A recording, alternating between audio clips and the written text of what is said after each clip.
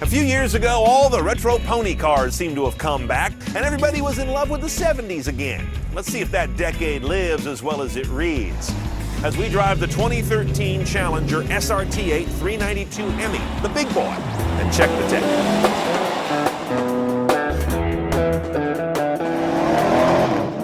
Now, to my eye, the Challenger is perhaps the nicest looking of the retro pony cars from almost every angle, until you swing around the rear. Then it gets about as big and tall and thick as a building in the middle of the plains. I don't know what happened back there. Now, an SRT8 means several specific things. Most importantly, a 6.4 Hemi, not a 5.7, as if that's not enough. Adaptive suspension on all four corners, limited slip in the rear, launch control, 20s underneath those big wide tires, a unique interior, and of course a little different body treatment. Now inside, I find the Challenger to be one of the less attractive of the cars in its class. This is a lot of cheap plastic and acres of it with not a lot of distinguishing detail. SRT8s have this special kind of velour interior with this kind of leather bolstering. The red is not necessary, you can change up the color scheme. And the gauges to me are pretty damn ugly with that silver and red and blue and all these busy little patterns that say race car. Let's get to the tech though. We have the upgraded head unit. This is called the 730N.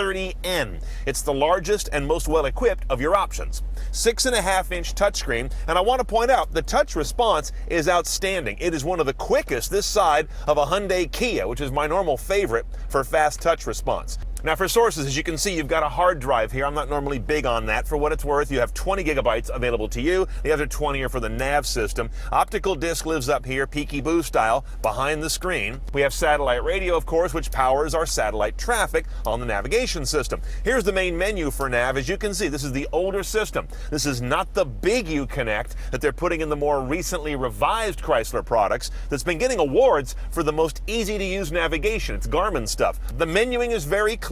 It's not a sexy interface by any stretch, but you know what? It works. Now you can also use voice command if you can figure it out. Here's a voice button, and here's a voice button. After a day with the car, I can't recall which one owns which functions. Between them, though, you can use voice to run the Bluetooth hands-free system, obviously, the navigation system, and call out certain functions of the entertainment system. Just keep pushing them both till you get the right one. Now, along with the 730N top head unit, you also have to go with a Harman Kardon audio upgrade. 2 subs in the doors, 2 subs in the back. 18 speakers, 900 watts. That is not all that unusual. What is that the audio amplification, the output side, is 32 volt. Remember, cars are 12 volt. They have been since cavemen were driving them. So what's happening here is they're moving toward a higher voltage that can allow you to achieve higher current levels, which is really important for low end in particular, and do so with the same wiring or even thinner wiring that weighs less and takes up less space. This is the only piece of technology in a car I've yet encountered with 32 volt. It's interesting. Another key part of the interface on this car are the hidden buttons. This is a big Chrysler thing. Back here, you've got a button and then a rocker above and below it, mostly for operating your media controls. Like over here is my volume, as well as 3 inches away, my volume. Not necessarily the most useful thing. No paddles here. Of course, we have a manual. This is the 6-speed manual that is base on these cars. You can option up to an automatic when you would have paddles on the wheel. Don't do that.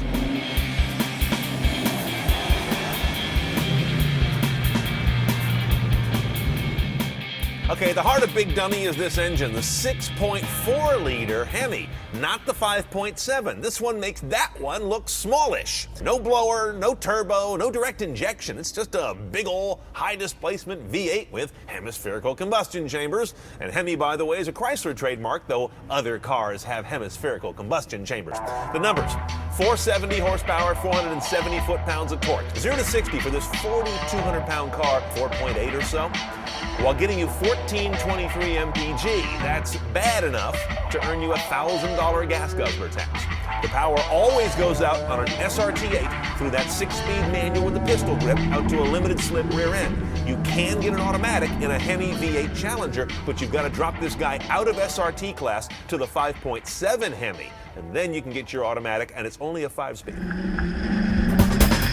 The thing that impresses me first, and not in a good way, is the ride quality is horrendous. It's jouncy, it's kind of unrefined, it's not a pleasant car to drive, and I don't feel like it's a very good performance suspension because of all those unmanaged sort of dynamics that I'm getting. The exhaust note is nice. The clutch and transmission interaction are pretty good. You do not have any option for rear view camera. And I don't know if you can see, but there's some big old buttresses back there on those, one of those C-pillars, and they're pretty massive. I can't see a hell of a lot out of this vehicle, so I could use a backup camera. This performance features menu here is one that, again, if I was on a track, I could do something with, but it lets me set up trap times for quarter mile, eighth mile, 0 to 60. So lots of track tools in this car that, again, if you have access to a track and you do that kind of thing, you've got a real toolkit here to work with. Okay, let's price this top-of-the-stack Challenger SRT8 with the manual. It's the only way you can get the 6.4. Is going to run you about $44,700 or so with destination.